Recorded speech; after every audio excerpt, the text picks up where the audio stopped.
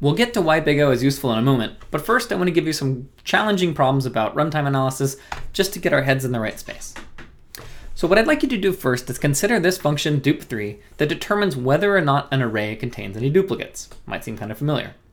Dup3, here's its code. Look at it very carefully and determine what is its order of growth in big theta notation and give it a shot.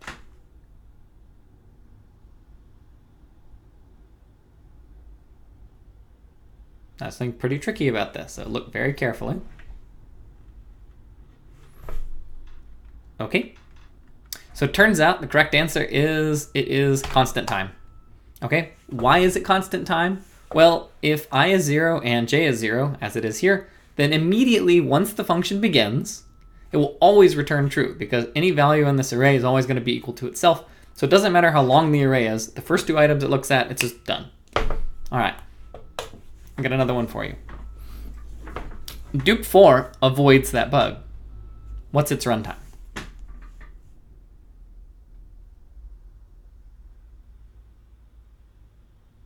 Assuming that I'm being quiet to try to encourage you to pause.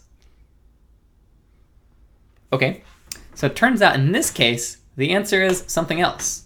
The reason it's something else is it depends on the input. So let's suppose we're running dup4 on an array of, say, all duplicates.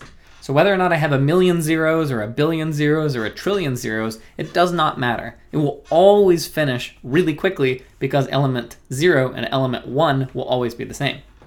By contrast, if the array is guaranteed to have no duplicates, so whether it has 1,000, 1,000,000, or 1,000,000,000 items in it, if it's guaranteed to have no duplicates, in that case, it would be theta n squared.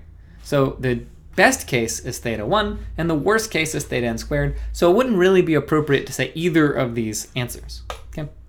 So what big theta does, right, to bring everything we've been talking about today together, what it does is it tells us the exact order of growth for runtime in terms of n. And what that means is if there's other things that affect the runtime other than n, which in our case of the array was its length, then we may need different big thetas for every different condition that the input might have. Okay?